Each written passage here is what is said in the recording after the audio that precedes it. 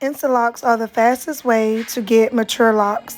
In this video, I'll be showing you how to Instalock your hair.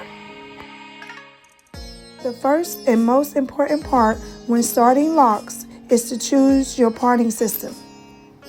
There are a few parting systems to choose from.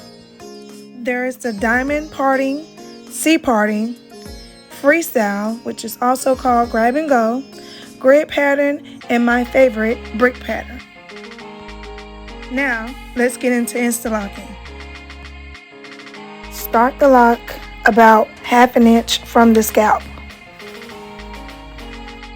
This will allow you enough length to either palm roll or interlock the lock.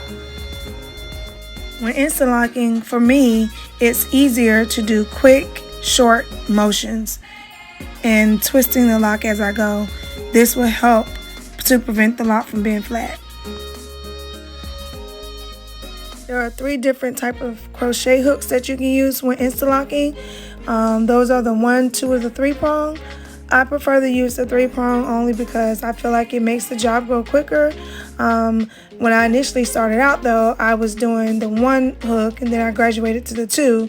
But now I'm at the 3, and then I use the 2 or the 1 to go back in to do fine detailing my lock.